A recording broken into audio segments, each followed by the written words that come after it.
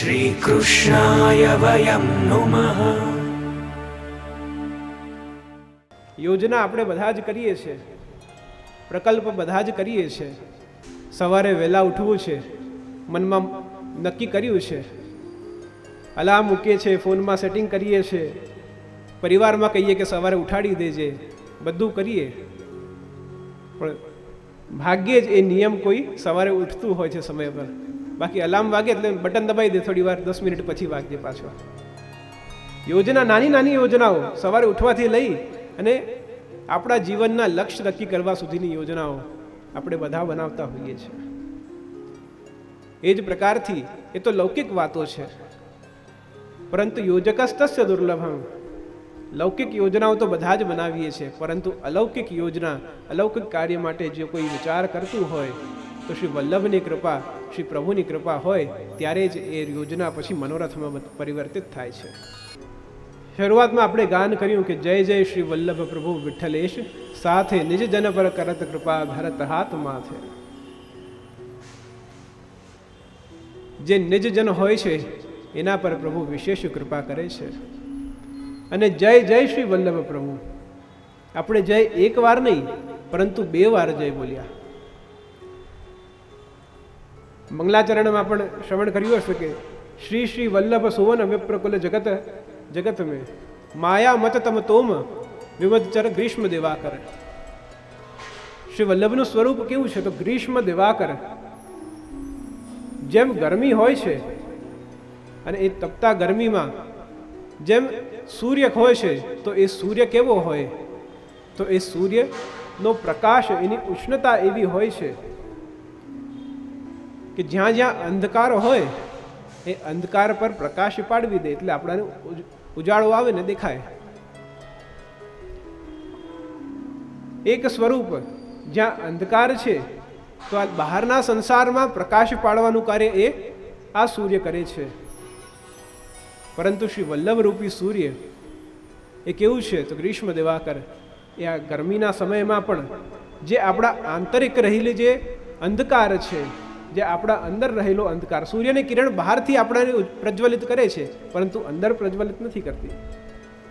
પરંતુ અંદર શ્રી વલ્લભની કૃપા જ્યારે થાય ત્યારે અંદર જે અંધકાર રહેલો છે એ અંધકારને પણ પ્રકાશની પ્રાપ્તિ થાય છે. એવો વલ્લભનો સ્વરૂપ જગચકોર હિત ચંદ્ર. અને ભક્તને કહેવા કયા કે ભક્તની આંખ હંમેશા ચકોર ચંદ્રમા જેવી છે. શ્રી વલ્લભનું સ્વરૂપ સૂર્ય સમાન અને ભક્તની આંખો એ ચંદ્રમા સમાન છે. અને એ ચકોર આંખથી હંમેશા પ્રભુના દર્શન કરવા એ આતુર રહે છે. તો શ્રી શ્રી વલ્લભ, ત્યાં પણ વ્યવહાર શ્રી વલ્લભ માટે અને શ્રી વિઠ્ઠલ માટે. અને અહીંયા પણ 2 વાર જય જય શ્રી વલ્લભ. એક જયકાર શ્રી મહાપ્રભુજી માટે છે અને એક જયકાર શ્રી વિઠ્ઠલ શ્રી ગુસાઈજી માટે છે. બંને વાર જયકાર કરી અને જ્યારે પણ જીવ જયકાર શેના માટે કરે છે કે પ્રભુ આપની જય હો અને અમારા મનમાં જે પણ કોઈક અભાવ છે દૂર થાય અને ભાવની પ્રાપ્તિ થાય. અને ભાવની પ્રાપ્તિ થાય ત્યારે જીવ આપના શરણમાં આવે છે. શરણમાં જ્યારે જીવ આવે છે ત્યારે જીવ બળભાગી બને છે. શરણમાં આવું સહેલું નથી. એક છે દીક્ષા લેવી, એક છે દાસત્વને સ્વીકાર કરવો અને એક છે શરણાગતિને સ્વીકાર કરવો.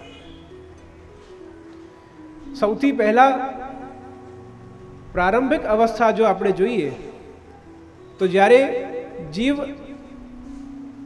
આત્મનિવેદન લે છે તો આત્મનિવેદન બાદ જ્યારે એ શરણ આવે છે તો પહેલા તો વચન છે શરણ આવે તે તારે શ્રી વલ્લભ. તો જે જીવ શરણ આવે છે એનો ઉદ્ધાર નિશ્ચિત છે. આપણા ત્યાં એવું નથી કે દીક્ષા લીધી છે, તપસ્યા કરવી પડશે, ઘર બાર છોડવું, સંસાર છોડવું, માતા પિતાને છોડવું, બાળકને છોડવું, ક્યાંક ગુરુકુલમાં જઈ આશ્રમ લેવું, એવી કોઈ કન્ડિશન્સ આપણા ત્યાં માર્ગમાં નથી. પરંતુ શરણ આય સોહી તારે. તો જે જનો શ્રી વલ્લભના શરણમાં આવે છે એ પ્રારંભિક અવસ્થાથી જ પહેલાથી જ પ્રભુની કૃપા પાત્ર એ જીવ બની જાય છે.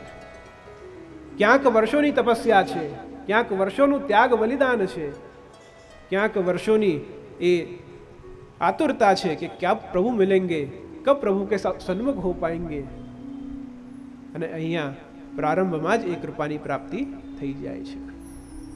शरणागति जब लेत हैं करत त्रिदुख दूर, शोक मोह के काढ़ी के देत अनंत भरपूर. तो शरणागत जब देत है, तो જ્યારે જીવ શરણાગત જબ લેત હે, શરણાગત સ્વીકારવા માટે, શરણાગતિ ગ્રહણ કરવા માટે જ્યારે પ્રભુના શરણે જ્યારે જીવ જાય છે, ત્યારે એના 3 દુઃખો પ્રભુ દૂર કરી આપે છે. પહેલું દુઃખ છે એ અભાવનું દુઃખ છે, બીજું દુઃખ વિયોગનું દુઃખ, અને ત્રીજું દુઃખ સંતોષનું દુઃખ છે, અસંતોષ. આખું જીવનનું જો એનાલિસિસ કરીએ તો એ સુખ અને દુઃખના વચ્ચે છે. સુખ વસ્તુનો નથી, પરંતુ સંતોષનો સુખ છે. આપણે વસ્તુને સુખ માની લઈએ છીએ કે આ વસ્તુ આપણે રાખીએ છીએ તો આપણે સુખી છીએ, આ વસ્તુ આપણને મળી જાય તો આપણને સુખ પ્રાપ્ત થઈ જાય. પરંતુ હકીકતમાં સુખ એ વસ્તુનો નથી, સુખ એ સંતોષનો છે. કે જ્યારે જીવ સંતોષ પામી લે કે આ વસ્તુ મને મળી જાય, એના પાછળ સંતોષ પ્રાપ્ત થાય, ત્યારે એ આનંદને પ્રાપ્ત કરી શકે છે. દુઃખ અભાવનો છે, એ અસંતોષનો નથી. વસ્તુનો સંતોષ. 2 વ્યક્તિ હતા અને બંને વ્યક્તિઓને 2 રોટી આપી, થોડું શાક આપ્યું, દાળ ભાત આપ્યું, એક જલનો ગ્લાસ આપ્યો. બંનેને સરખા ભોજન આપ્યા. પહેલો ભોજન ગ્રહણ કરે છે અને એને સંતોષ પ્રાપ્ત થાય છે, તૃપ્ત થઈ જાય છે અને આનંદમાં રહે છે કે હાશ પેટ ભરાઈ ગયું. બીજા વ્યક્તિને એ જ સરખી વસ્તુઓ મળે છે, એ જ દાળ ભાત, એક શાક રોટી, પરંતુ મનમાં જીહવા પર પીઝાનો સ્વાદ લાગ્યો છે, એ બહારનું ખાનપાનનું સ્વાદ લાગ્યું છે. પછી ભલે ને ઘરમાં રોજ આપણાને ભાવતું, ઘરમાં મા બાપ પૂછતા હોય કે તને બેટા શું ભાવે છે, આજે ઘરમાં બનાવું, કંઈ પણ બનાવી દેજે.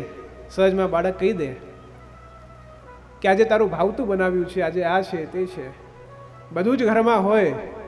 પરંતુ જ્યારે જીભ પર સ્વાદ, એ બહારનો ખાનપાનની આદત લાગી ગઈ હોય, પછી એ ઘરનું ભાવનું નથી. તો વસ્તુ એ જ છે, બંને વ્યક્તિને સરખા ભોજન છે, એક સંતોષ પ્રાપ્ત થાય છે અને એકના મનમાં બીજી બહારની વસ્તુ આવે તો બધું જ ભોજન સરખું હોવા છતાં પણ એને એ સંતોષ મળતો નથી. તો દુઃખ અભાવથી નથી, પરંતુ અસંતોષથી દુઃખ છે. જે છે બધું જ પર્યાપ્ત છે, એનો આનંદ નથી, પરંતુ જે વસ્તુ પ્રાપ્ય નથી એનો દુઃખ છે. ક્યાંક એક વ્યક્તિ વર્ષો સુધી તપસ્યા કરે છે, વર્ષો સુધી તપસ્યા કરી અને કંઈક પ્રભુનેથી પ્રાપ્ત કરવું છે એવી ઈચ્છા ધરાવે છે.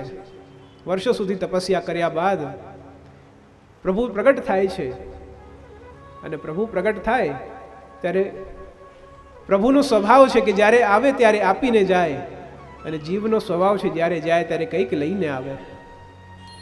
એ જ ભગવાન છે અને એ જ જીવ. ભગવાન જ્યારે આવે છે ત્યારે કંઈક આપીને જાય છે, અને જીવ જ્યારે પણ જ્યાં પણ જાય ત્યારે કંઈક ને કંઈક લેતો આવે છે. તો જ્યારે પ્રભુ પ્રગટ થાય છે ત્યારે કહે છે કે માંગ, શું જોઈએ છે? જીવ કહે છે કે બસ એક જ મનોરથ છે કે મને જે પણ વસ્તુની ઈચ્છા કરું એ મને પ્રાપ્ત થાય, એવું વરદાન પ્રભુ આપ મને આપો. ઠાકોરજી કહે છે કે એવું વરદાન સંભવ નથી કે તને જે પણ ઈચ્છા હોય તને આપી દઉં, પરંતુ એક વરદાન જરૂરથી આપીશ કે તને જે પણ ઈચ્છા છે એ તને મળશે, પરંતુ તારા પડોશીને એના કરતાં દુગનું મળશે. તારી બધી જ ઈચ્છાઓ, જે પણ મનોરથ હશે, જે પણ કામના હશે એ તને પ્રાપ્ત થશે, પરંતુ એનાથી પણ દુગનું તારા પડોશીને મળશે. જીવ વિચાર કરે કે મારું તો બધું મળી જ જાય છે, મને પડોશીને મળે ન મળે એ મને જોવું નથી. પ્રભુ વરદાન આપી અંતર ધ્યાન થાય છે. એ જીવ તપાસ કરવા માટે, પરીક્ષા લેવા માટે કે સાચામાં એવું છે કે મને જે ધાર્યું એ મળી જાય પણ પડોશીને એનું ડબલ મળી જાય, તો સાચામાં હકીકત છે કે નહીં એ ચેક કરવા માટે એક સારી ગાડીની ઈચ્છા કરે છે કે સારી મારા પાસે મર્સિડીઝની ગાડી આવી જાય. બાજુવાળા પાસે 2 ગાડી આવી જાય છે. બાજુવાળો હજુ ખુશી થઈ જાય છે, આનંદમાં થઈ જાય છે કે મારા પાસે કેવી 2 ગાડી આવી ગઈ. એ વ્યક્તિ જોઈ હજી ઈર્ષ્યાને પામે છે, હજી મનમાં ઈચ્છા જાગે છે. વિચાર કરે કે ઘર થઈ જાય સારું, 2 ઘર થઈ જાય. પછી વિચાર કરે કે આ તો ઈચ્છા મારી છે, પરંતુ એનું ફલ તો બાજુવાળાને મળે છે. નાની નાની ઈચ્છાઓની પૂર્તિ આપણાને થાય, પરંતુ ક્યાંક બાજુવાળાને એનાથી વધારે સંતોષ મળે, એનાથી વધારે આનંદ મળે, એનું દુઃખ વધારે આપણાને ખૂંચતું હોય છે.